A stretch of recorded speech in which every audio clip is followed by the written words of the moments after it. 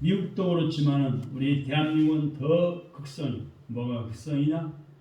우파 좌파들의 대립으로 백성들의 마음이 흉흉해지고 있습니다. 좌파는 우파나 따지기도 하고, 네 잘못이다 내 잘못이다 따지기도 하고, 혼란에 빠지기도 하고, 편을 가르기도 하고,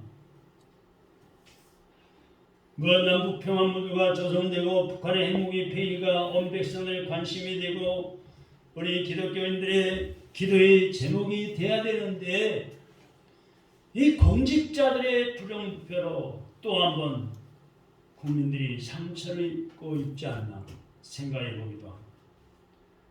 권력을 가진 자들의 갑질 행포로, 재산이 많은 자들의 행포로 이들 모두 금수저로 태어나서 흙수저로 태어나 살아보려고 몸부림치는 평민들, 가난한 사람들에게 대한 행포만에는 두렵고 무서운 일. 세상이 왜 그럴까? 나라가 왜 들썩거릴까? 북한은 미사일을 쏘아대고 있습니다. 대한민국 남한은 물론이고 일본, 미국까지도 위협하고 있습니다. 두렵고 무서운 일입니다. 예수님이 십자가에 매달려 못 박혀 처형된 사건은 그 예수님 믿고 따르는 사람들에게 충격적인 사건이 아닐 수가 없었습니다. 죄가 있거나 없거나 무슨 잘못이 있어서가 아니라, 그래서 처형된 것이 아니라 죄가 없는 죽음이었기 때문에 그 충격은 말할 수가 없었습니다. 그보다 더 놀라운 충격은 예수님이 다시 살아나셨다는 것입니다. 할렐루야! 얼마나 충격적이고 놀라운 일입니다. 병들어 죽은 것도 아니고, 나이 많은 노안으로 죽은 것도 아니고, 십자가에 못 박았고 머리에 가시관을 쓰셔 피가 철철 흐르고, 옆구리에 창에 찔려 양손 양발에 못이 박혀 피가 줄줄 흐르는데, 생사를 확인하기 위해서 창으로 옆구리를 찔렀어. 돌무덤에 시체를 넣고 큰 돌문으로, 사람 키만큼 큰 둥그런 돌문으로 굴러서, 여러 사람이 굴려서 돌무덤을 문을 닫았어. 덮었어. 그리고 여러 군사들이 무덤 앞에서 지키고 있었어. 근데 그 예수님이 살아나셨다는 소식, 아주 큰 충격적인 뉴스였습니다. 못 박히신 예수님의 시체를 요셉이 준비해둔 새 무덤에 안치했습니다. 장례를 치고, 사흘 되는 날 새벽에 오늘 성경에 나온 대로 막달라 마리아라는 여자, 야곱 어머니의 마리아 여자, 그리고 살롬의 세 명의 여인이 예수님의 시체에다가 향품을 바르기 위해서 무덤을 찾아갔는데, 이 세 여인의 걱정은 무덤을 찾아가면서 누가 그 무덤의 돌문을 옮겨줄 것인가? 너무나 무겁고 큰 돌이기 때문에 그 무덤의 문을 막아놓은 돌을 굴러내는 것은 보통 일이 아니었습니다. 여자들의 힘으로는 미약합니다. 부족합니다. 걱정이 되기도 합니다. 오늘 본문의 말씀 3절의 말씀을 보시기 바랍니다. 3절 말씀 시작. 서로 말하되 누가 우리를 위하여 무덤문에서 돌을 굴러주리요 하더니, 이 말씀이 이해가 안 가시는 분이 계실 거예요. 아니, 무덤에 무슨 돌문을 굴려줘? 우리 한국식으로 생각하면 안 돼요. 여러분, 돈을 벌어서 모아서 뭐 할 겁니까? 성지순례를 한번 가보십시오. 평생 예수 믿어오면서 돈을 모은다면 돈을 전량에 쓰고서 성지순례 이스라엘 나라를 가보세요. 요르단을 가보세요. 그 나라는요, 돌산이 많아요. 돌산. 집 근처에 야산이 돌로 만든 산이 많아요. 그래 그 돌로 된 산 밑에가 굴이 뚫려 있습니다. 또는 굴을 파기도 합니다. 돌굴. 예수님 무덤에 들어가 봤더니 그 돌로 된 무덤 속이 한 20, 30명 들어갈 정도의 큰 돌무덤인데 그 입구에는 사람이 한 사람 들락날할 정도 입구인데 그 돌무덤의 입구를 돌로 막아놨어요. 둥그런 여러분 맷돌 아시죠? 맷돌. 옛날에 시골 맷돌. 그런 둥그런 돌인데 그 둥그런 돌이 무덤의 문이 사람 키 정도 한 1m 50 정도 60 정도 되는 높이의 돌 무덤 문을 입구를 막고 있어요. 둥그러니까 여러 사람이 굴려서 무덤의 문을 열고 들어갑니다. 또 나오면은 돌을 여러 사람이 굴려서 무덤의 문을 막아요. 예수님을 돌 무덤에 장사 지내고 나오면서 돌을 굴려서 무덤의 문을 막았을 거 아니에요. 이 세 여인이 예수님의 실제 한풍을 바르기 위해서 준비해 가는데 그 돌무덤의 그 문이 너무 크기 때문에 누가 그 돌의 무덤의 문을 굴러주리요. 돌 무덤의 문을 굴러주리요. 그 말씀이죠. 자기들의 힘으로는 힘든데 어려운데 무덤 문에서 돌을 누가 굴러주리요. 누가 우리를 위해서 굴러주리요. 그런데 정작 예수님의 무덤 앞에 가보니까 어떻게 됐어요? 어떻게 됐어요? 무덤 앞에 일어났을 때 이미 돌무덤의 돌문으로 된 돌은 굴려져 있었어요. 열려 있었어요. 무덤의 문이 열려 있었단 말이에요. 무덤에 도착하기 전에 이미 걱정이 해결된 거예요. 할렐루야. 돌무덤의 문을 누가 굴려주리요? 우리를 위해서 누가 굴려서 문을 열어주리요? 걱정했는데 무덤에 도착해 보니까 벌써 이미 문이 열려 있었어요. 걱정이 해결된 겁니다. 우리는 여기서 다 같이 한번 따라합시다. 걱정은 내 몫이고 해결은 하나님의 몫입니다.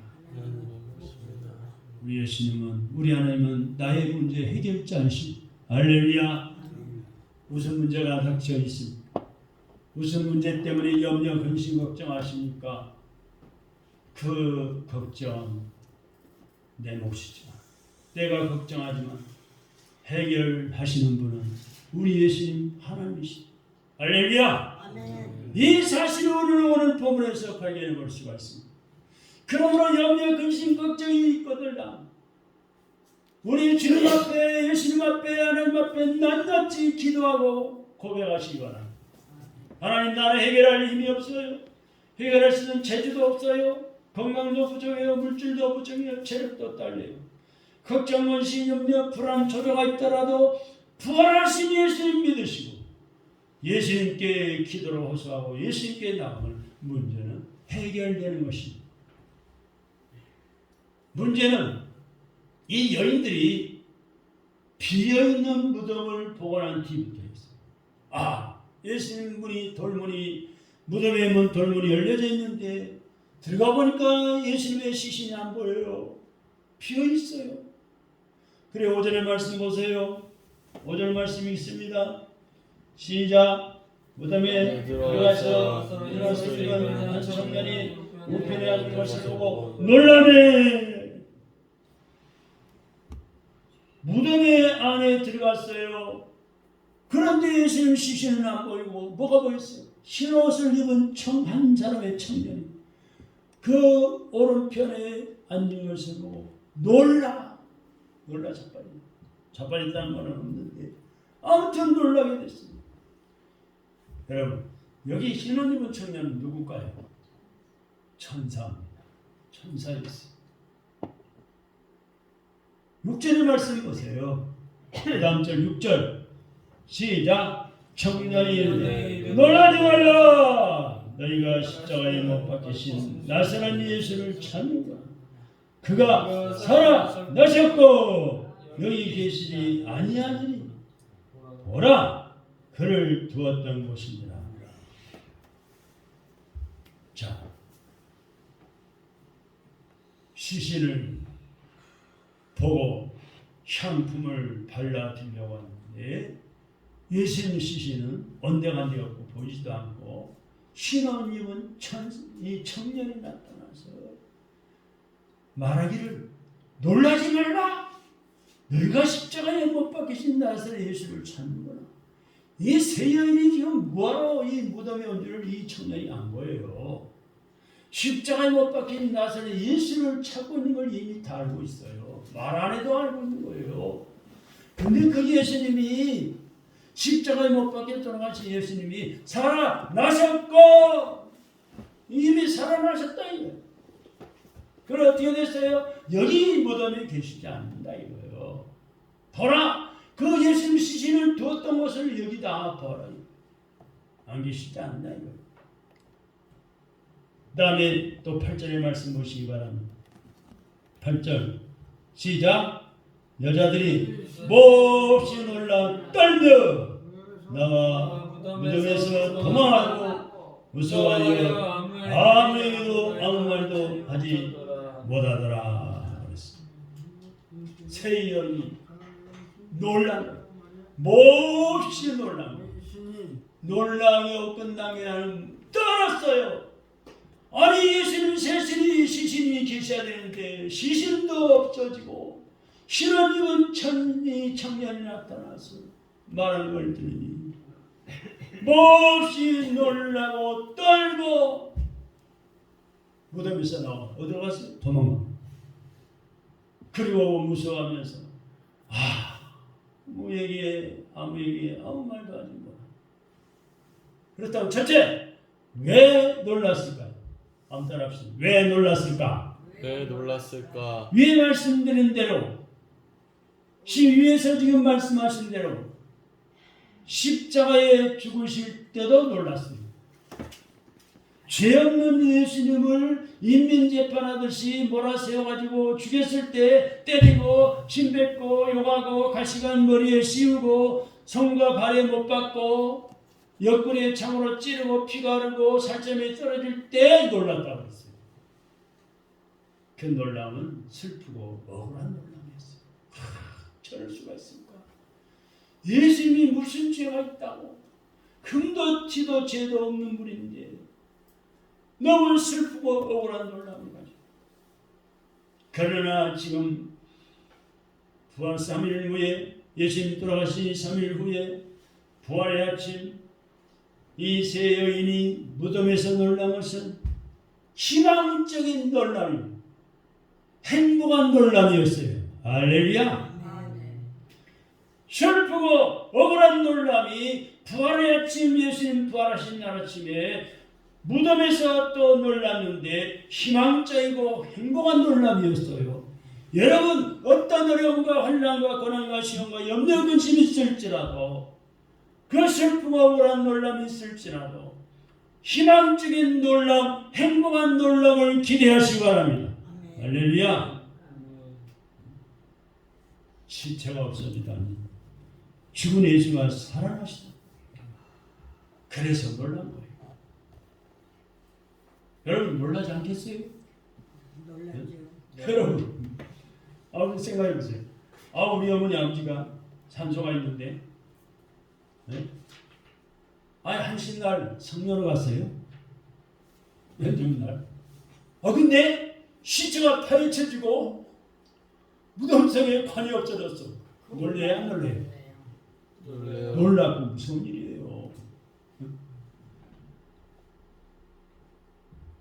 여러분 근데 시체만 없어진 것이 아니라 그 죽은 예수님이 살아나셨다는 말이에요. 그래서 더 놀란 거예요. 누가복음 1장 25절의 말씀 보세요. 마리아가 놀란 사건이 나와요. 마가복음 16장 다음에 누가복음이죠. 1장 25절에 보세요. 한번 읽어봅시다. 25절 시작.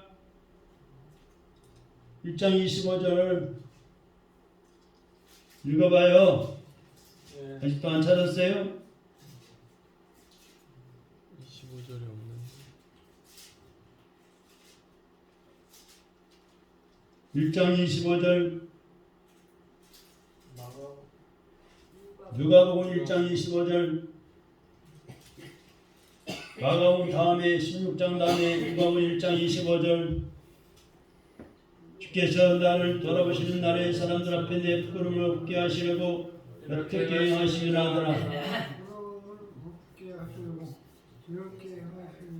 마리아가 놀란 사건이 나옵니다. 천사 가벨이 마리아에게 뭐라고 그랬습니까? 내가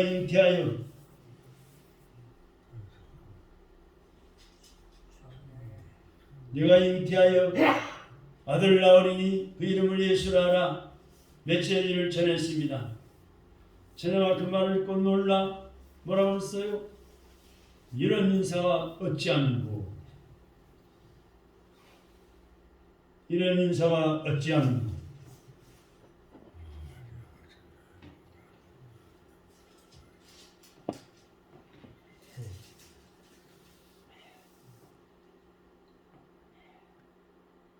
(10절의) 말씀 보시기 바랍니다.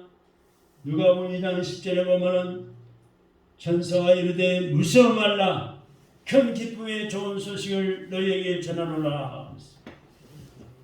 들에서 양을 치는 목자들이 예수님 나시는 밤, 태어나신 밤, 찬란한 주님의 영광이 저희를 두루 비추사 크게 무서워하고 있을 때 누가복음 2장 9절에 보니까 천사가 전해준 메시지가 나옵니다. 2장 9절에 뭐라고 했습니까? 무서워 말라. 무서워 말라. 무서워하지 마.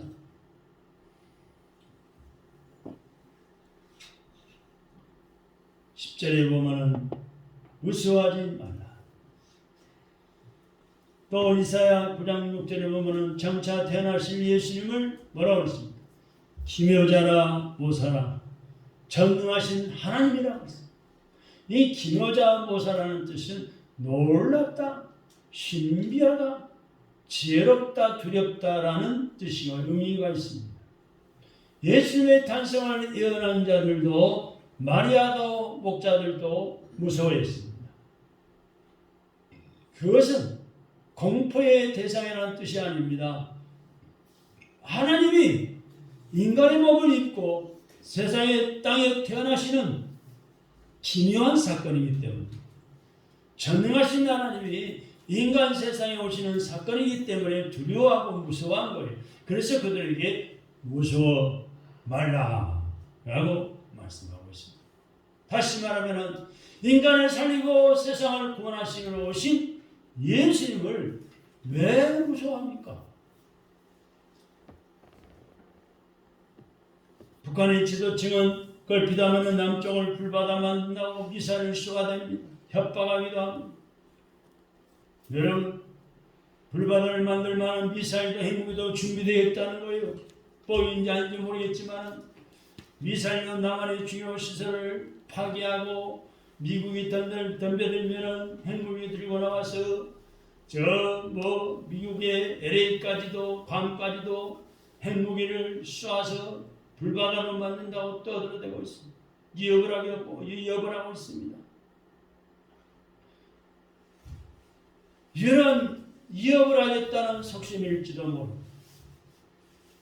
그러니까 저는 두렵고 무서운 그런 존재될 수 있지만은 여러분, 예수님을 왜 무서워합니까? 예수님. 그리고 산 사람이 죽을 때는 무섭습니다. 여러분, 저는 청년 때까지도 제대하고서도 죽은 사람을 한 번도 본 적이 없어요. 돌아가신 시체를 한 사람도 본 적이 없어요. 우리 아버님 돌아가셨을 때 군대 시절에 군생활하는데 간부가 와서 갔더니만 이 형들이 관보를 깨보내가지고 이 장례에 치러버렸어요. 무덤만 봤습니다. 근데 목사가 이제 되기 전에 전도사 시절부터 돌아가신 분들을 보게 됐어요. 교인들을 돌아가서 장례식에 참석하고 목사가 되어서 장례를 집례하고 많은 돌아가신 분을 봤어요. 근데 어때요? 살아있는 분이 죽을 때는 어때요? 두려운 마음이 들어요. 시신을 봐도 무섭기도 해요. 그렇죠? 어떤 자녀들은 돌아가신 어머니, 아버지가 옆에 가기도 싫어요. 무서워하죠. 그러나 죽은 사람이 살아난다면 어떻게 해야 돼? 손뼉치고 춤춰야 죽은 사람이 살아났다. 놀라운, 아주 기쁘고 놀라운, 행복한 놀라운 부활 아침, 그건 무덤은 예수님이 다시 살아나신 축제 현장입니다. 그러므로 두려워하거나 무서워할 이유가 없어요. 여러분 왜 무서워했을까요? 두 번째는 믿음이 없었기 때문에. 8절의 말씀 보세요. 8절 다시 한번 봅시다. 마가복음 16장 8절 시작. 여자들이 몹시 놀라 떨며 나와 무덤에서 도망하고 무서워하여 아무에게 아무 말도 하지 못하더라. 공포심은 대인관계를 깨뜨립니다. 무슨 말인지 기억하세요? 내가 저 사람과 이 사람과 이야기도 잘하고 만나는 것도 좋고 식사도 같이 하고 좋은 관계에 있는데 한쪽이 이상해졌어. 그 사람 무서운 사람이야. 가까이 지내보니까 두려운 사람이야. 그럼 어때요? 이 공포심 때문에 만나기가 싫어져. 대인관계가 깨어집니다. 또 공포심은 믿음을 파괴시켜요. 두려운 마음이 생기면 어떻게 그 사람을 믿겠습니까? 못 믿죠. 그리고 자신의 인격을 망가뜨리기도 합니다. 혹시 공포심이나 두려움이 있다면 어떻게 해야 될까요? 다 같이 예수 이름으로 쫓아버려야 합니다. 쫓아버려야 합니다. 두려움이나 공포심이 있다면, 코로나 걸릴까봐 두려움 공포심이 생긴다면 예수 이름으로 코로나 바이러스는 떠나갈지어다. 우리 쳐버려야 돼요. 할렐루야. 제가요 꽃가루가 날리는 봄날이 되면은요, 꽃 피는 시절이 되면은요, 눈이 가려가지고 엄청 신경 쓰여요. 하루에도 눈을 몇 번씩 씻어야 되고, 그래도 가렵고. 돌아다니면 꽃가루가 날아다니면서 알레르기 반응을 일으켜가지고 눈이 가려워. 가려워가지고 막 혼나요. 근데요, 저녁에 잘 때는 또 괜찮아요. 그러니까 잠은 잘 들리는데, 그래서 이 안과에 갔더니요, 알레르기 뭐 눈약을 주고 뭐 먹는 약을 주는데, 그걸 좀 바르고 그걸 참 눈에 넣고 약을 먹으면 또 좀 괜찮기도 해요. 근데 금년에는요, 아무렇지도 않고 지나가고 있어요. 참 희한하죠. 한 번도 가려운 적도 없고 안과 갈 일도 없고 하나님의 은혜. 할렐루야. 네. 그래서 꽃을 좋아하는데, 꽃을 길러야 되는데, 옥상에서 가지고 이렇게 내려와서 장식을 해야 하나님 앞에 드려야 되는데, 아주 곤욕을 치렀는데, 금년 보면은 아무렇지도 않아요. 이게 놀라운 일이에요. 얼마나 감사합니까? 한번 더 따라합시다. 공포심이나 두려움이 있다면 예수 이름으로 물리치자. 쫓아버리자. 할렐루야. 여러분 연세 많은 분들이요, 간혹 그런 분이 계시잖아요. 내가 밤이 되면 잠을 푹 자야 되는데 또 잠을 설치면 어떡하나. 한두 시간 자다 깨버리면 그 새벽에 어떻게 잠 못 자는 그 시간을 때울까. 수면제를 먹기도 하고 수면제를 먹으면 건강에 해롭다는데 걱정도 되고 공포심이 들기도 하고. 예수 이름으로 공포심 두려움 잠 못 자게 하는 두려움 예수 이름으로 떠나가라. 미쳐버려. 할렐루야. 아멘. 우리 최도 입자님 오늘 차 타고 오시는데 참 기쁜 소식을 놀라운 소식을 말씀하십니다. 우리 최도 입자님 뭐라 그러세요? 자 조용히 하세요. 가만 안 계세요. 저녁으로 잠을 주무시다가 한두 시에 새벽에 깨면 잠이 안 와지고 혼나는데 수면제를 날마다 먹다시피 하고 그러는데 성경 암송되게 하라고 주보에 지금 크게 써놨잖아요. 이게 성경을 암송하려고 아침에도 읽고 낮에도 읽고 밥 먹고 나서도 읽고 저녁에도 읽고 텔레비 보다가도 읽고 성경을 읽고 암송하는데 머리 안 들어오지만은 목사님 제가 한 번도 안 끼고 잘 잡니다. 오늘 아침 오늘 오시면서 그래서 제가 그랬어요. 하나님이 사랑하시는 자에게 잠을 주십니다. 성경이 하나님의 말씀이고 하나님이잖아요. 성경이 예수님이잖아요. 예수님. 말씀으로 우리에게 오셨잖아요. 성경 하나님 말씀을 읽고 또 읽고 암송하고 그러니까 사랑해서 사랑으로 하나님 사랑으로 잠을 주시는 거예요. 밤에는 잠을 자는 게 축복이요. 보약이요. 오늘 오셔가지고 성경 암송대회 오늘 할까 봐서 성경부터 외우고 있잖아요. 여러분 공포심 두려움이 어떤 경우를 통해 있더라도 두려워하지 말고 떨지 말고 예수 이름으로 쫓아버리시고 평안한 마음을 가지시기 바랍니다. 할렐루야. 아멘. 나의 감정을 어떻게 다룰까? 라는 책을 쓴 분이 있어요. 누구냐? 람프 스피스라는 사람. 람프 스피스라는 사람이 쓴 책 속에서 건전치 못한 두려움은 사탄으로부터 온다. 부당한 죄책감도 부당한 죄책감도 불순종도 사탄에게서 온다. 그런 책을 써놨어요. 건전하지 못한 두려움, 부당한 죄책감, 불순종도 사탄에게서 온다는 거예요. 사탄은 예수 이름을 가장 두려워합니다. 예수 이름으로 물러가라, 떠나가라, 쫓아버리며 평안을 누리시기 바랍니다. 할렐루야. 아멘. 오늘 본문의 말씀 11절의 말씀 보니까 그들은 예수님께서 다시 살아나셨다는 것과 마리아에게 보이셨다는 것을 듣고도 믿지 아니하니라.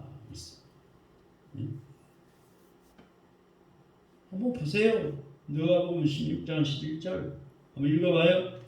11절 띄웠어요? 시작.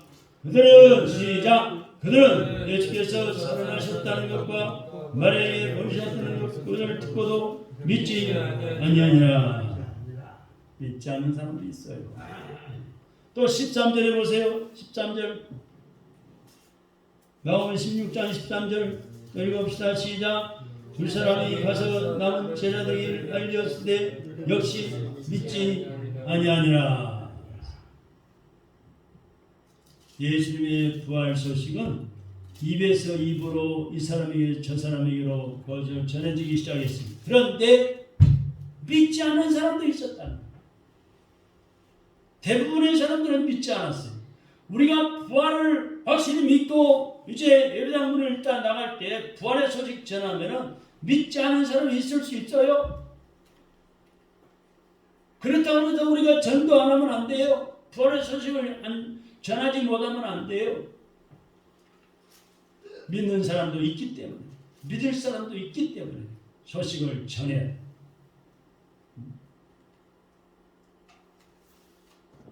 부활의 소식 우리는 성경을 통해서 듣고 배우고 믿습니다. 나만 믿고 끝날 것이 아니라 내 입을 통해 이 사람의 저 사람에게 전해야 그 원인을 14절에 예수님이 밝혀주셨는데 14절 한번 읽어볼까요? 시작. 그 후에 11제자가 음식 먹을 때 예수께서 그들에게 나타나사 그들의 믿음 없는 것과 마음을 하나는 것을 꾸짖으시니 이는 자기가 살아난 것을 본 자들의 말을 믿지 아니하느라. 믿지 않는 것은 두 가지이기 때문인데 하나는 믿음이 없기 때문에 못 믿는 거예요. 히브리 11장 3절에 보니까 믿음으로 모든 세계가 하나님의 말씀으로 지은지를 우리가 안다. 오늘 또 히브리 11장 6절에 보니까 하나님 믿음이 없이는 하나님을 기쁘시게 못하나니 하나님께 나아가는 자는 그가 그 하나님이 계신 것과 또한 그가 자기를 찾는 자들에게 상주신이심을 믿어야 한다고 했습니다. 또 히브리서 11장 35절에 보니까 여자들은 자기의 죽은 자들을 부활로 받아들이기도 하며 그랬습니다. 믿음이 없으면 천지창조도 예수님의 십자가도 부활도 믿을 수가 없어요. 그러나 믿음이 있으면 천지창조 하나님의 영원한 그 구원의 영원한 또 천국이 환하게 보이는 거예요. 예수님의 부활을 믿지 못한 것은 부활의 문제가 있었던 것이 아니라 그 부활을 바라보는 그 믿음의 문제가 있기 때문에 못 믿는 거예요. 그 사람 문제예요. 또 한 가지는 마음이 완화하기 때문에 이 완화하다는 말의 뜻은 돌같이 되다, 굳어지다, 또 무감각해지다, 어둡게 되다 이런 뜻이 있는데 더 좋지 않은 거죠. 이런 현상은 예수님은 뭐라고 말씀했느냐? 화인 맞았다라고 말씀했어요.